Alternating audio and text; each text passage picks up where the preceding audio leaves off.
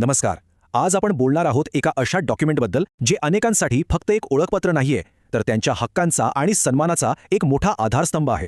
पण जरा विचार करा, जेव्हा याच आधाराला फसवणुकीची कीड लागते तेव्हा नेमकं काय होत असेल? चला हा गंभीर विषय आपण जरा सोप्या भाषेत समजून घेऊया.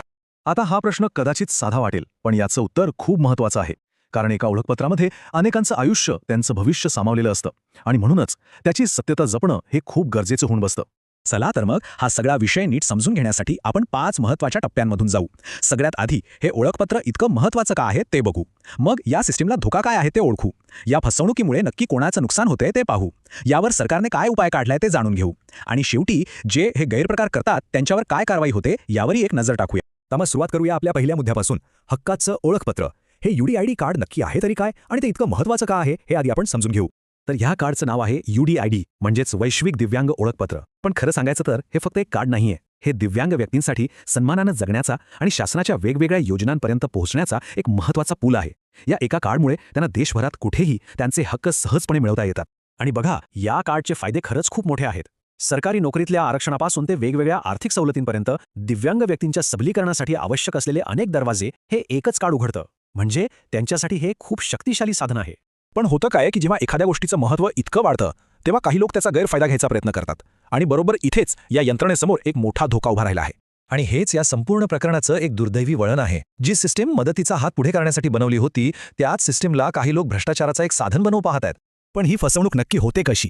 तर काही लोक सरळ सरळ बनावट मेडिकल रिपोर्ट तयार करतात. आणि यातली सगळ्यात धक्कादायक गोष्ट म्हणजे यासाठी मुंबईच्या अली यावर जंग सारख्या एका प्रतिष्ठित संस्थेच्या नावाचा गैरवापर केला जातोय.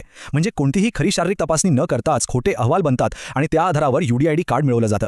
आणि या फसवणुकीचा फटका फक्त सिस्टमला बसत नाही, तर तो थेट खऱ्या गरजू लोकांना बसतो. याची एक खूप मोठी मानवी किंमत आपल्याला चुकवावी लागते.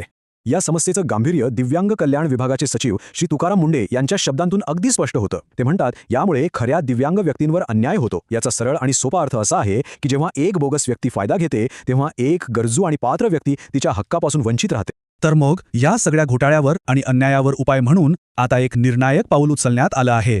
या सिस्टीमवरचा लोकांचा विश्वास परत मिळवण्यासाठी ही एक अत्यंत महत्त्वाची उपाययोजना आहे. आणि तो उपाय म्हणजे आता एक नवीन अनिवार्य व्हेरिफिकेशन प्रोसेस म्हणजे पडताळणी प्रक्रिया लागू करण्यात आली आहे. एक असा नियम जो या घोटाळ्याला नक्कीच चाप लावेल. ही नवीन प्रक्रिया एकदम सोपी आणि तितकीच प्रभावी आहे. आता जेव्हा कधी अली यावर जंग संस्थेच्या नावाचा रिपोर्ट UDID कार्डसाठी येईल तेव्हा संबंधित अधिकाऱ्यांना तो रिपोर्ट थेट संस्थेच्या ऑफिशियल ईमेल आयडीवर म्हणजे AYJNIHH-mumbai@nic.in या पत्त्यावर व्हेरिफिकेशनसाठी पाठवणं बंधनकारक असेल. आणि संस्थेकडून हो हा रिपोर्ट खरा आहे असं उत्तर आल्याशिवाय कार्ड दिलं जाणार नाही. आता येऊया त्या लोकांकडे जे या फसवणुकीमध्ये सामील आहेत. त्यांच्यासाठी एक खूप स्पष्ट आणि कायदेशीर इशारा देण्यात आला आहे. एक गोष्ट अगदी स्पष्ट आहे, चुकीच्या मार्गाने दिव्यांग प्रमाणपत्र मिळवणं किंवा ते बनवून देण्यात कुणाला मदत करणं हे दोन्ही कायद्याच्या नजरेत खूप गंभीर गुन्हे आहेत.